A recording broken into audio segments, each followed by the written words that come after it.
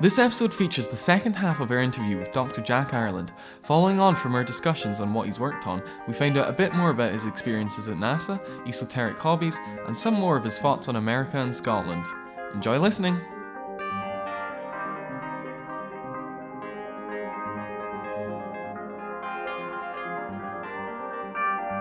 You're listening to Insight, the University of St Andrews Student Physics Society's podcast.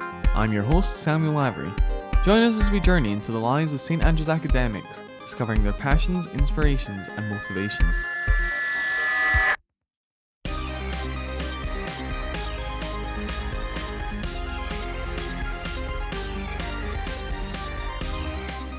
How much interaction do you have with other NASA institutes in the line of heliophysics research?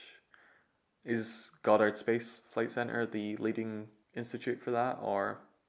Goddard Space Flight Center is the leading NASA institute for solar physics, but there are other places that do some solar physics, notably Marshall Space Flight Center in Alabama. But that group there is not as big as the one at Goddard. So Goddard is the centre of mass, I would say. What do you consider to be the next milestone for space exploration? Space exploration in general, or for solar physics? If you want to talk specifically about solar physics, yeah, that works too. So specifically for solar physics, then there are three major facilities that will be coming online very soon. There's the Daniel K. Inouye Solar Telescope, which is a gigantic telescope on Hawaii, which will have amazing spatial resolution and will have detail on the solar surface like we've never seen before. And next up is the Solar Orbiter, which is a European Space Agency led mission, which is going to be a high inclination orbiting mission. So the most of our information about the sun comes from basically looking along the Sun-Earth line. But if you get out of the plane of the ecliptic, you can look down on the sun. And that's important because that's like the poles of the sun are not, they're kind of relatively unexplored. And given that the sun is a giant magnet, then it's important that we know a lot more about the magnetic field of the sun, acceleration processes that are going on there. It will also get closer to the sun, and so we'll have it's unexplored territory really. And the third one is a NASA-led mission called Solar Probe Plus, which is a mission which is going to be essentially like an artificial comet that is going to get even closer to the sun than a solar orbiter and take different sets of measurements. And so the two missions are kind of complementary. So I think those are kind of like tremendously, those three facilities are going to be tremendously exciting sources of data for solar physics in the years to come. It's a very exciting time for solar physics then. Yeah, it is. And obviously, NASA, it's one of the big institutes in physics, and it's seen as a very, very cool thing and place to work at. So is there something that you consider to be the coolest thing at NASA, either at Goddard or elsewhere? The coolest thing at NASA? Wow. I mean, there's so many. So, I mean, it just depends what floats your boat, really. So, like, I saw the JWST a few weeks ago, and so that is just a beautiful looking, crazy space telescope like nothing you've ever seen before. It's just incredible. And then when you look at the facilities that NASA has, like I've been fortunate enough to see some space shuttle launches, and those are just incredible. The sky lights up. I've seen two shuttle launches, both of them at night, and the sky lights up and turns blue, and 30 seconds later the rocket's so far away. It's just an incredible sort of thing to see. So yeah, I mean, there's just yeah, NASA does a lot of cool stuff, and you take your pick over what you like. So much to choose from, yeah. And being a researcher at NASA is seen to be a cool job, but what job do you think's cool? Do you think being a movie star is like the next coolest thing, or do you think you've got it, the coolest job? uh, well, well, it depends what you like, right? I mean, But for you specifically, I like my job. I enjoy it. I think it's cool. Now, if I'd been a better break dancer, I would have been happy with that.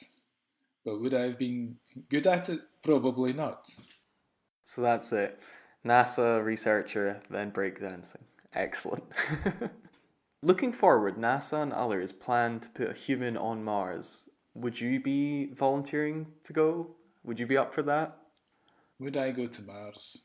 I don't know if I would actually. Like, it's so hard to conceive of all that that would entail.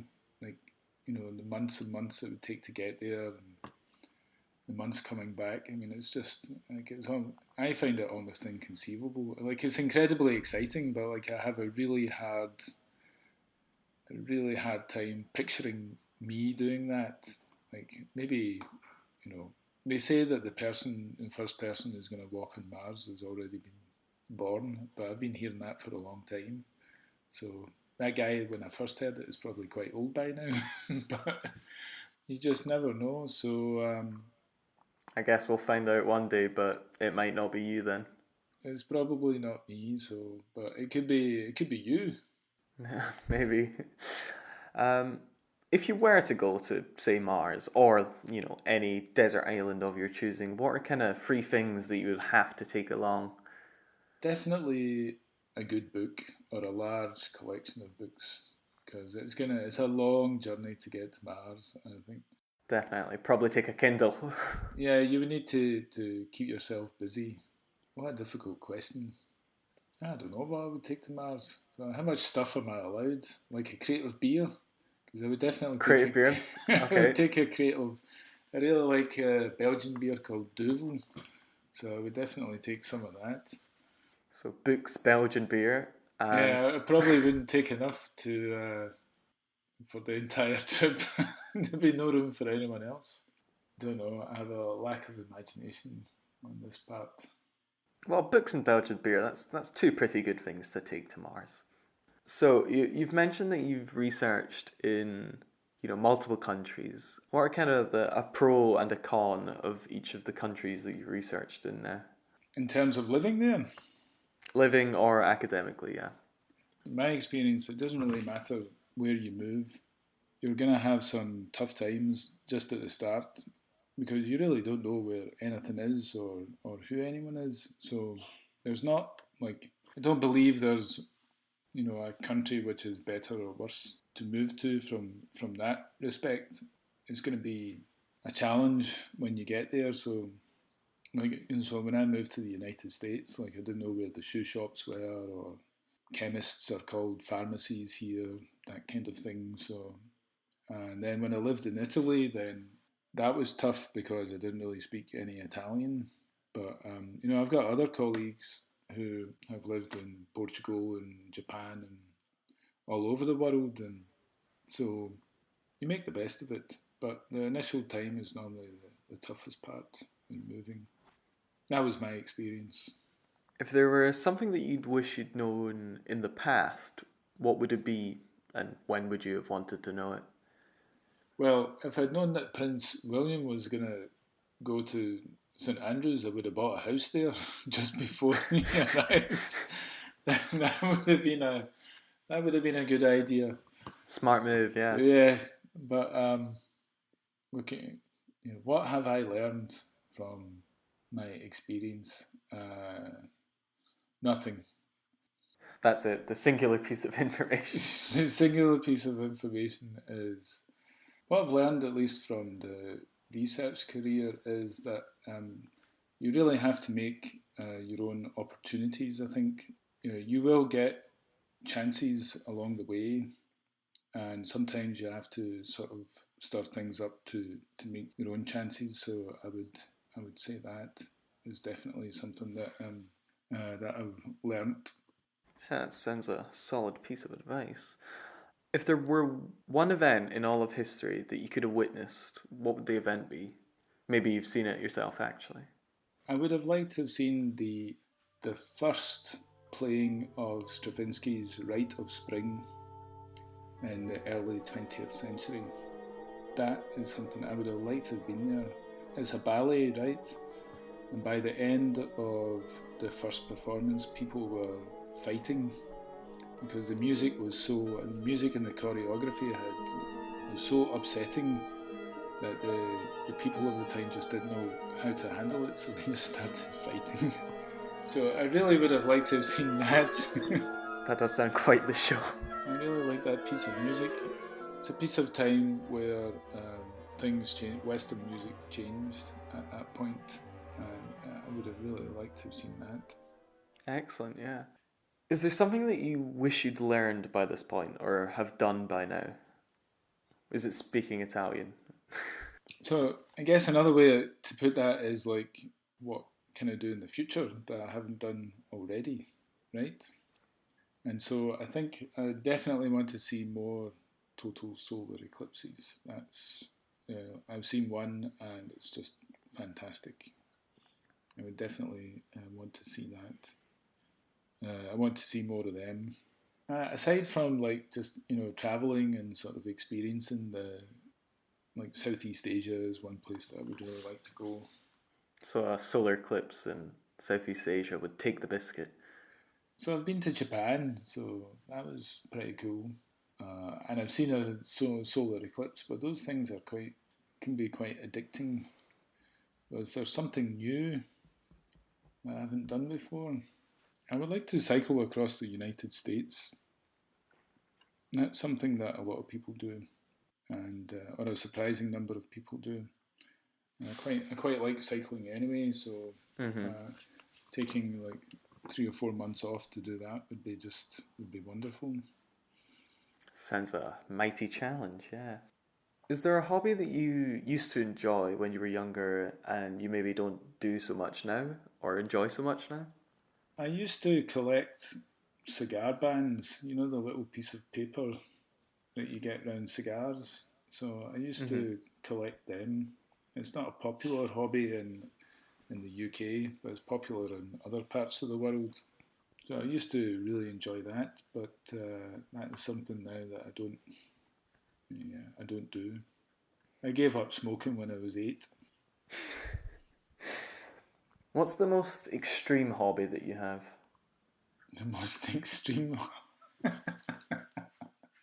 Is it long distance cycling, skydiving? No skydiving, no. It's not really like long distance cycling is not. I'll go out and cycle for 80 miles or so, and that's not particularly long. That's fine. I don't really have any extreme hobbies. None that I consider extreme, and I don't think anyone else would consider extreme. Do you have any extreme hobbies? Podcasting? Not that I can think of. Hey, who's doing this interview? Do you use social media a lot? I do not use social media a lot, no. So, I'm on Facebook, I have a Twitter presence, although I should say HelioViewer has a Twitter presence.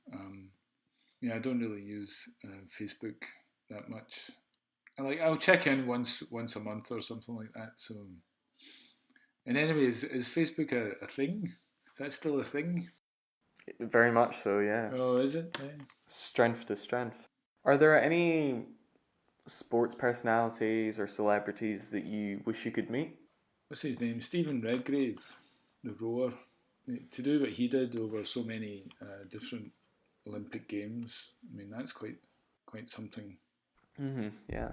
That would be interesting to talk to him. I don't know, like it depends. Like the guy I would like to talk to would be like the guy who runs the marathon and takes 6.5 hours. Right? He's just like he's not like a famous guy. He's like, why did you run that marathon? How long did it take you to to run that? How long was the training? Why did you do it? All that stuff. That's the like, because they're doing it for different reasons than the guy who's trying to win the thing, right? So like the stories Mm-hmm. that you can get from those people, I think would be more relatable. So the motivations are more interesting to you. Yeah, the motivations I think are more interesting. So Yeah, excellent. What's the most jarring difference between American and Scottish lifestyles?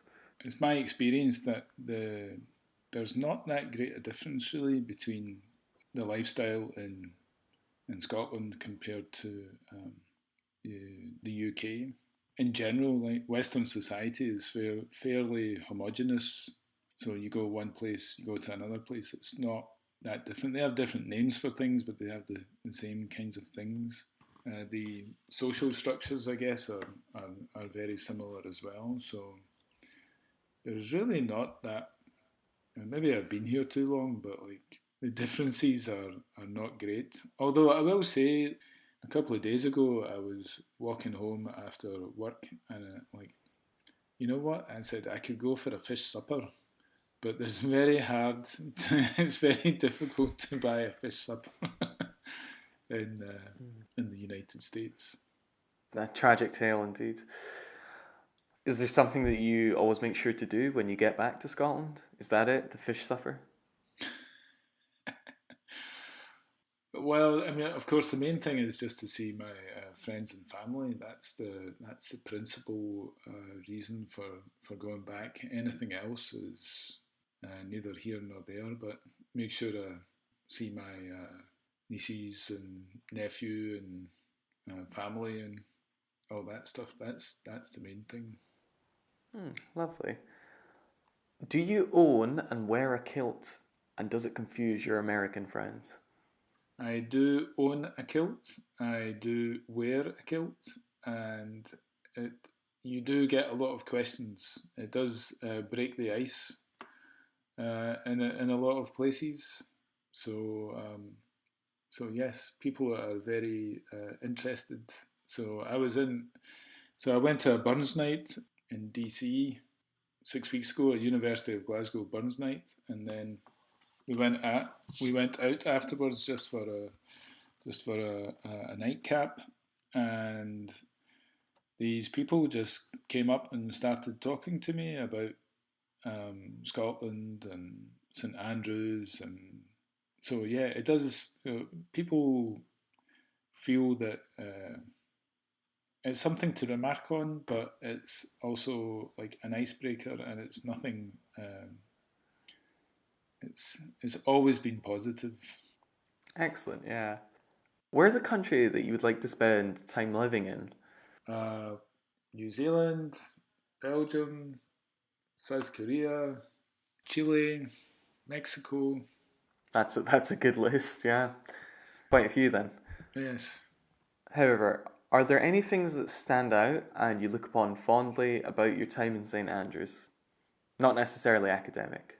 There was a good sense of camaraderie when I was there, so we used to play a lot of five-a-side football, like 2 or 3 times a week sometimes, and that was a really good, it's good exercise. It's something completely different from solar physics research.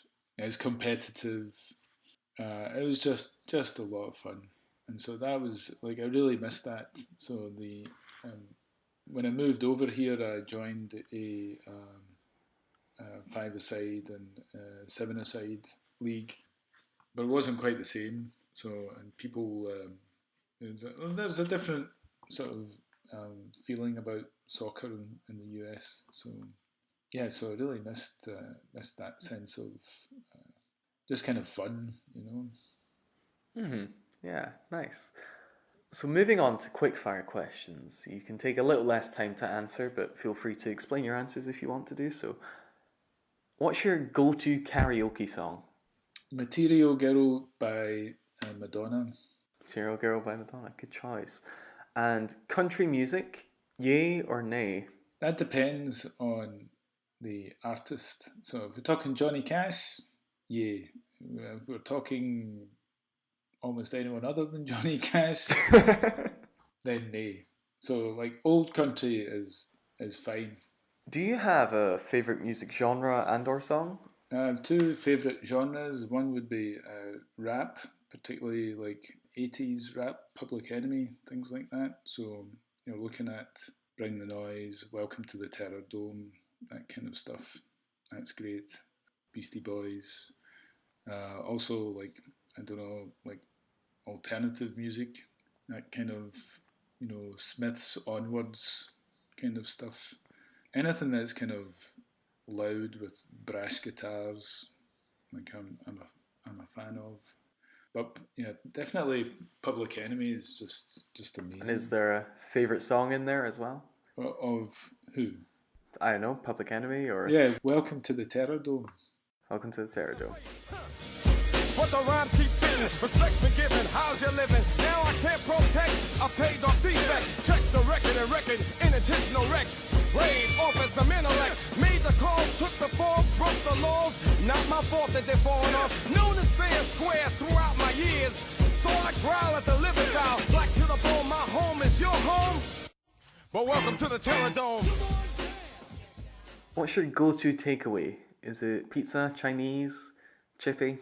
It would be a chippy when I'm in Scotland, but Chippy when you're in Scotland. yeah, over here, actually, there's a really good Central American restaurant just around the corner from here. So they have a lot of Mexican and El Salvadorian food, and it's just wonderful. So those people in there are really friendly, and you'll stop by there and just get an amazing meal. Sounds good. So last year, NASA was celebrating the 50th anniversary of Star Trek, but are you a Star Trek man or a Star Wars man? I think I would be more on the Star Trek side. Good choice. Bit controversial, but good choice. I enjoy them both. Do you have a favourite actor? What's her name? I can picture her. She was in Sophie's Choice. Meryl Streep. Meryl Streep. Yeah, good choice. Uh-huh. Yeah, Meryl Streep. Meryl Streep is great. UK or Canadian bacon or American bacon? Which do you choose? UK every time. I have to agree with you on that one. I have a friend here who was so discouraged by all the bacon he could buy, he made his own. So he cured his own bacon and left it up the back of his fridge. Oh, that is fantastic. So, do you like your pancakes American or Scotch style, where they're nice and thick, or do you like your thin crepes? I think there's, variety is the spice of life. So if you want a buttermilk pancake, you have to go American every time. You want like a little drop scone pancake that you can just eat without noticing, Scottish. But if you want to go all, continental, then you have to go with the crepe, right? So you can't put an egg on a tiny wee Scottish pancake. So I guess so. Very very diplomatic answer there. Yogurt or ice cream or sorbet? Which do you choose there? I choose gelato. Gelato every time. Yeah, I have to agree with you there. Bit controversial. Which country is more scenic, Scotland or America? There is a right answer. You know what? I went to the Isle of Skye for the first time last year, and that the Isle of Skye is just as beautiful as anything that I've seen in the United States. It really is. Excellent. You chose the correct answer. Well done. Which, and there's so many different things to see in the United States. Remember, it is United States, right? Yeah. They are a lot of separate states, and so there's so much to see, and it's beautiful. Yeah, you have a smorgasbord of geographical settings, so a lot of choice there. So think back, and what is the best pub in St Andrews? I had some really great times in the Central, watching a lot of football. I don't know if is it the best pub? Who knows? I had some great times there though. So I would definitely, I would go back there. If you had the choice, you would go back to that one. Yeah, what's it like now? Well, it's not my favourite pub. My favourite pub's Waypat, so wouldn't know. Yeah, the Waypat. Yeah, we used to go to that a lot on a Friday. That was another thing with the department, was that the staff and the students would get together on a Friday and go for a pint at the Waypat. Yeah, that was. We used to play a lot of darts in there. It was a good joint. Surely you have a favourite non-academic book.